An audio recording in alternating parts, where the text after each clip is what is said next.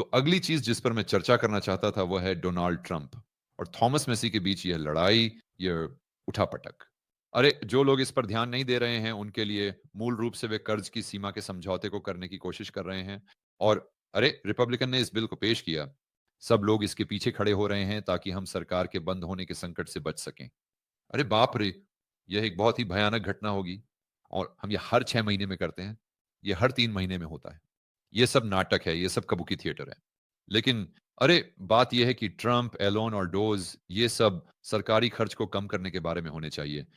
और ये बिल क्या करता है? ये सरकारी खर्च को बढ़ाता है। ये कर्ज को बढ़ाता है और अगर मैं गलत नहीं हूं तो ये घाटे को भी बढ़ाता है। तो हम यहाँ क्या कर रहे हैं? और इसलिए थॉमस मेसी ने कहा, "नहीं, मैं इसके लिए वोट नहीं दे रहा हूँ। मैं हर दूसरे रिपब्लिकन के साथ सिर्फ इसलिए वोट नहीं देने जा रहा हूँ क्योंकि मैं टीम रिपब्लिकन का हिस्सा हूँ। मैं वास्तव में यहाँ एक सिद्धांत आधारित स्थिति लेने जा रहा हूँ और मैं इस बिल के खिलाफ वोट देने जा रहा हूँ।"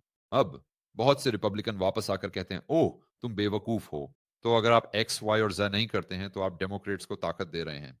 लेकिन फिर वह पीछे हटकर कह रहा है, "देखो, किसी न किसी समय हमें रेत में एक रेखा खींचनी होगी और हर बार जब हम इन कर्ज की सीमाओं पर पहुंचते हैं तो आपके पास बिल्कुल वही तर्क होता है जैसे ये हमेशा होता है, ओ हम अब घाटे को कम नहीं कर सकते क्योंकि अगर हम ऐसा करते हैं, अगर हम खर्च कम करते हैं तो ये डेमोक्रेट्स को फायदा देने जैसा होगा। ये हमेशा बहाना होता है। तो हम बस समस्या को टालते रहते हैं। समस्या को टालते रहो। और बुनियादी तौर पर आप ऐसा करते हैं कि आप बात करते हैं जैसे आप एक वित्तीय शिकारी हैं, लेकिन फिर आपके कार्य बुनियादी तौर पर बर्नी सैंडर्स जैसे होते हैं। तो ये ऐसा है, हम यहाँ कौन हैं? सही है। और इसका एक कारण है कि अमेरिका का कर्ज 37 ट्रिलियन है। 37 ट्रिलियन। क्यों? क्योंकि खर्च कम करना मुश्किल है। यह एक बेहतरीन उदाहरण है कि क्यों यह मुश्किल है, क्योंकि यह कभी-कभी आपको राजनीतिक रूप से एक समझौते की स्थिति में डाल देता है। लेकिन ये ऐसा है, क्या आप चुनते हैं, ठीक है, चलो डेमोक्रेट्स को ये दे देते हैं। चलो खर्च बढ़ाते हैं ताकि हम बाद में इसे कम कर सकें। ये रिपब्लिकन का तर्क है। या आप अभी एक सिद्धांतात्मक स्थिति लेते हैं और फिर अगले बार डेमोक्रेट्स को कुछ ब्राउनी पॉइंट्स दे देते हैं। और यह समझना है कि कभी भी ऐसा समय नहीं आएगा जब खर्च कम करना आसान हो, जब घाटे को कम करना आसान हो, जब हमारे पास इन कर्ज की सीमाओं की समस्याएं हों। सही है। तो अगर वो आप इसे अभी नहीं करते तो कब करेंगे? और आप कह सकते हैं, ओह मैं वादा करता हूं कि मैं अगली बार करूंगा। ठीक है, खैर यही आप पिछले 20 सालों से कह रहे हैं और यही कारण है कि हमारा कर्ज 37 ट्रिलियन है। और यही कारण है कि सरकारी खर्च जिस पर मैं ध्यान केंद्रित करना पसंद करता हूं जीडीपी का 50% है। यही कारण है कि आपको ये सभी आर्थिक विकृतियां मिलती हैं। तो यह ऐसा है कि ट्रंप घाटे को कम करने और खर्च को कम करने और ये सभी चीजें करने के बारे में बात करना चाहते हैं, लेकिन अंत में वह वास्तव में आवश्यक कदम उठाना नहीं चाहते। और फिर वह बाहर आता है और बस थॉमस मैसी पर हमला कर देता है। चलो, चलो इसे देखते हैं और आप देखेंगे कि मैं किस बारे में बात कर रहा हूं। और आप जानते हैं मैंने ट्रंप के बारे में बहुत सारी अच्छी बातें कही हैं। मुझे लगता है कि वह बहुत सी चीजें कर रहा है जो निश्चित रूप से सकारात्मक हैं। लेकिन अगर वह कुछ ऐसा करता है जो मुझे पसंद नहीं है, तो मैं उसे खुलकर बताऊंगा। मैं जितना संभव हो सके उतना ही वस्तुनिष्ठ हूं।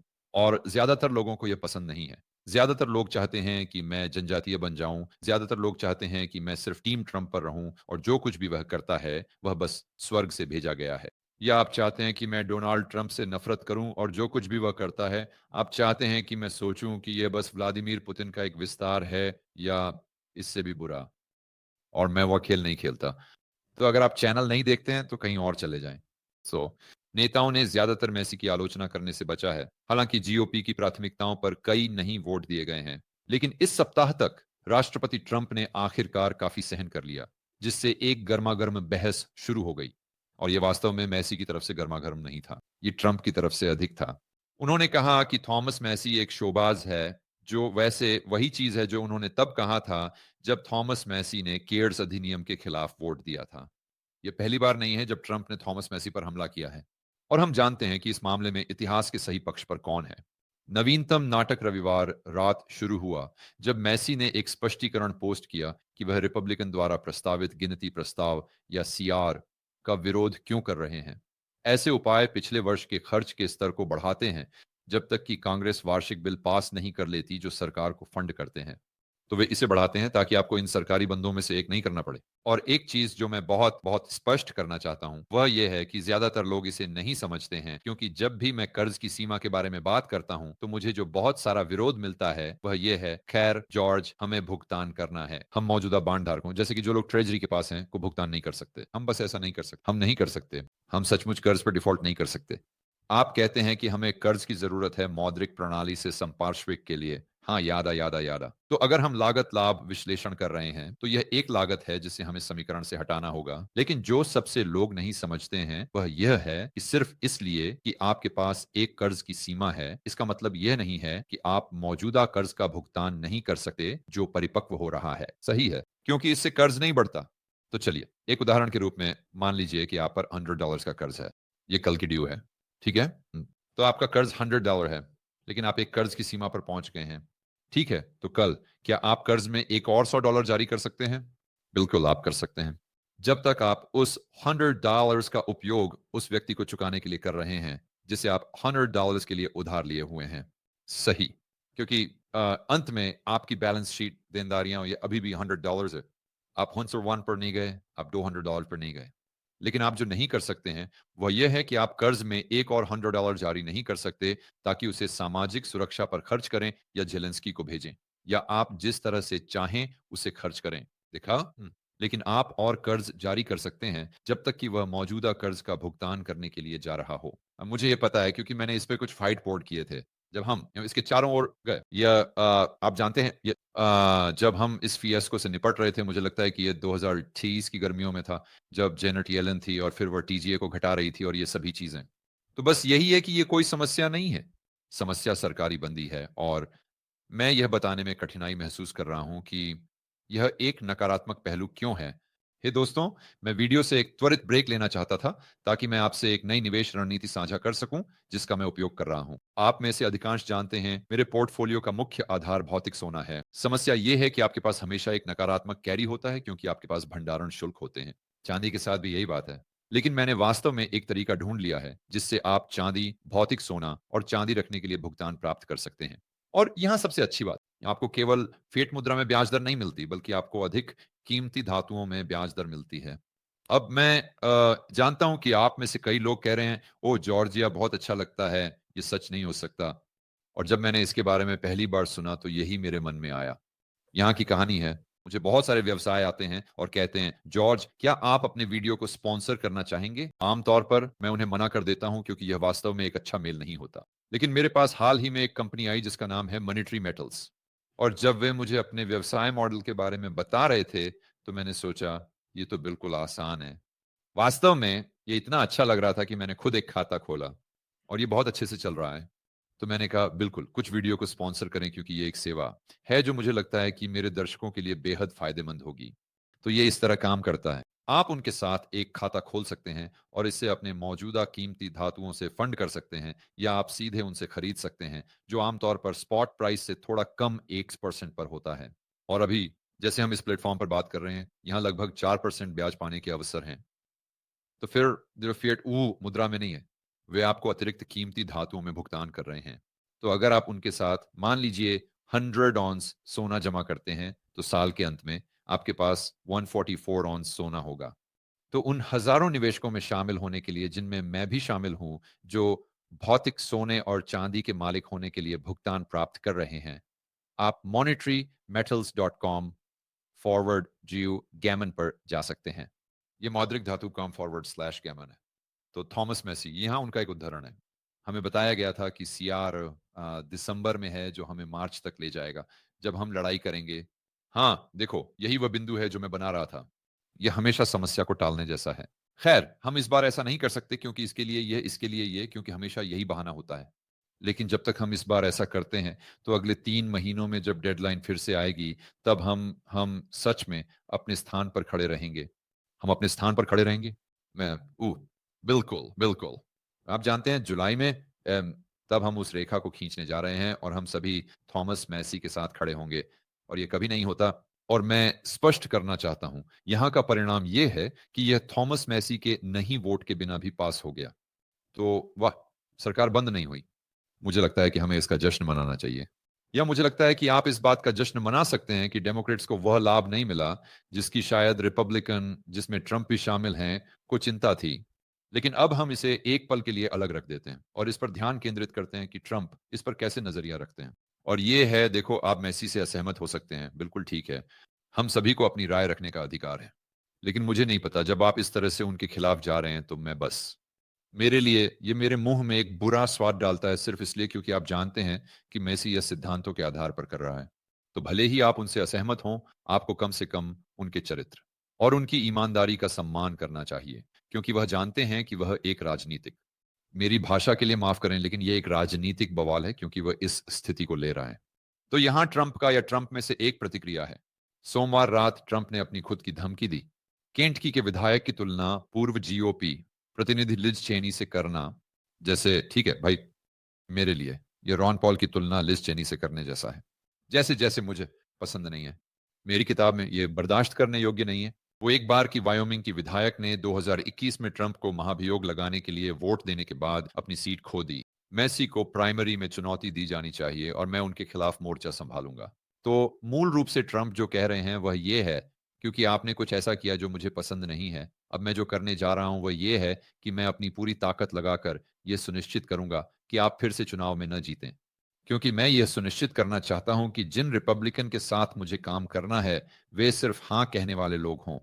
मैं नहीं चाहता कि कोई भी उस चीज का विरोध करे जो मैं करना चाहता हूं। मेरा मतलब है, यही वजह है कि मैं कहता हूं कि ट्रंप, मेरा मतलब है, मुझे यहां कुछ चीजें बहुत पसंद हैं जो वह कर रहा है। यह शानदार है और कुल मिलाकर मैं निश्चित रूप से सोचता हूं कि वह एक सकारात्मक हैं। जाहिर है कि बाइडेन और कमला और इन सभी चीजों से बेहतर हैं, लेकिन वह एक तानाशाह हैं। वह सच में ऐसा है। और अब जब आप एक व्यवसाय के नेता होते हैं तो आपको एक तानाशाह होना चाहिए। मैं एक तानाशाह था, बिल्कुल। जब मैं जिस तरह से मैं अपना व्यवसाय चला रहा हूं, अगर आप इसे यूट्यूब को एक व्यवसाय कहें, तो यह निश्चित रूप से मैं एक तानाशाह हूं। या तो मेरी बात मानो या रास्ता छोड़ दो। अगर आपको ये पसंद नहीं है तो बाहर निकल जाओ। लेकिन मैं उसी रणनीति को पूरे देश को चलाने पर लागू नहीं करूंगा। बस वहां पर आपको वह विकेंद्रीकरण होना चाहिए और ये नीचे से ऊपर की ओर होना चाहिए, है ना? तो सामूहिक रूप से अगर लोग अपने ही तानाशाह हैं, चलो कहें कि अपने परिवार या अपने व्यवसाय में, जब तक हमारे पास वह प्रतिस्पर्धा है, तब तक यही यहाँ चेक और बैलेंस होगा। लेकिन जब आपके पास संघीय सरकार होती है, तो ये पूरी तरह से अलग खेल होता है। और यहां तक कि अगर आप कहते हैं जॉर्ज, मैं समझता हूं कि आप क्या कह रहे हैं, लेकिन मुझे डोनाल्ड ट्रंप का तरीका पसंद है, क्योंकि मुझे लगता है कि जो नीतियां वह आगे बढ़ा रहा है, वे बिल्कुल सकारात्मक हैं। और ये ठीक है, मैं उस स्थिति का पूरी तरह से सम्मान करता हूं। समस्या ये है कि वह एक मिसाल स्थापित कर रहा है जहां ट्रंप के बाद आने वाला अगला व्यक्ति संभवतः वही दृष्टिकोण अपनाने वाला है। और आपने लोगों को इसके लिए तैयार कर दिया है। और ये हमें एक बहुत ही फिसलन भरी ढलान पर ले जाता है। तो मेसी पलटवार करते हैं। ओह, यहाँ ट्रंप है। केंटकी के महान लोग निकट भविष्य में एक बहुत ही दिलचस्प प्राइमरी को देखने वाले हैं। बस आओ ट्रंप, चलो बस यहाँ ऊंचा चलें। मेरा मतलब है, आप उसकी आलोचना कर सकते हैं बिना छोटे मोटे होने के। मैसी चुनौतीपूर्ण तरीके से जवाब देते हैं। राष्ट्रपति दिन बिताने में लगे हैं मुझ पर और कनाडा पर हमला करते हुए। उनकी मंगलवार की एक्स रिपोर्ट या पोस्ट में देश के उत्तरी पड़ोसी पर हाल ही में घोषित टैरिफ का उल्लेख किया गया। अंतर यह है कि कनाडा अंतर झुक जाएगा। तो फिर ट्रंप ने इसे बुधवार सुबह 1:23 बजे उजागर किया। उन्होंने शिकायत की कि मैसी की कार्रवाइयां रिपब्लिकन के व्यापक कर और सीमा एजेंडे को खतरे में डाल रही हैं, जिसे जीओपी इस साल बाद में पास करने की उम्मीद कर रहा है। तो यहां ठीक है, अब आप डेमोक्रेट्स को और अधिक शक्ति दे रहे हैं। तो अब मैं उस चीज को पास नहीं कर पाऊंगा जिसे वो कहते हैं उद्धरण महान, बड़ा खूबसूरत बिल। देखिए, यही ट्रंप का दृष्टिकोण है। और अब मैं मैसी पर व्यक्तिगत हमलों की बात नहीं कर रहा हूं, बल्कि उस तरह के बेतरतीब तरीके की बात कर रहा हूं जो, देखिए, बातचीत के लिए बहुत अच्छा हो सकता है। बिल्कुल। और इसके निश्चित रूप से अपने फायदे हैं, लेकिन इसके कुछ नुकसान भी हैं जिन्हें हमें स्वीकार करना होगा। और मुझे लगता है कि एक नुकसान यह है कि क्योंकि आप नहीं जानते कि वह क्या कहता है, या आप नहीं जानते कि जो वह कह रहा है वह पूरी बकवास है या वह क्यों कह रहा है। और वह अभी एक महान बड़ा खूबसूरत बिल के बारे में बात कर सकता है। लेकिन क्या वास्तव में, क्या आपको लगता है कि वह बिल में शामिल किया जाएगा? क्या यह वास्तव में ऐसा होने वाला है या यह कुछ पूरी तरह से अलग होने वाला है? मुझे नहीं पता, क्योंकि वह कल अपना मन बदल सकता है। और यह एक तरह की अनिश्चितता पैदा करता है, जहां मुझे लगता है कि बहुत से लोग जो सुपर सुपर आप जानते हैं मैगा के लिए हैं, वे भी सोच रहे हैं। खैर, मेरा मतलब है मुझे शायद उस पर भरोसा नहीं था। चलिए कहते हैं, जितना मुझे शायद उद्घाटन के समय या पिछले चलिए कहते हैं 2 महीनों में था। और वैसे, क्या ये बिल वास्तव में महान, बड़ा और खूबसूरत होने वाला है? या मुझे वह सरकारी नियामक दिखाओ, वह बिल, वह सरकारी कानून जो लागू हुआ है, जिसके लिए ये मैं उन विशेषणों का उपयोग करूँगा। मैं नहीं जानता।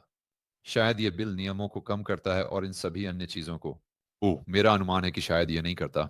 मेरा अनुमान है कि शायद यह कुछ करों को कम करता है और सीमा को सुरक्षित करता है और इन सभी चीज़ों से लड़ता है और इन सभी अन्य चीज़ों से जो मुझे लगता है कि शायद घाटे को या और भी बढ़ा देगा। तो शायद इसमें कुछ अच्छे हिस्से हैं, शायद कुछ बुरे हिस्से भी हैं। मुझे शक है कि यह वास्तव में महान, बड़ा और खूबसूरत होने वाला है। और फिर मेसी के बिंदु पर किसी समय आपको एक सीमा खींचनी होगी भगवान के लिए, क्योंकि फिर ये बिल पास होने के बाद ही होता है। अगर ऐसा है तो हम एक और कर्ज की सीमा तक पहुंचने वाले हैं और ये फिर से वही चीज़ होने वाली है। और हाँ, ये रिपब्लिकन को वो मिल सकता है जो वे चाहते हैं, लेकिन अंत में ये भी वास्तव में सरकार के खर्च को जीडीपी का एक बड़ा और बड़ा और बड़ा और बड़ा और बड़ा हिस्सा बनाने की ओर ले जाएगा।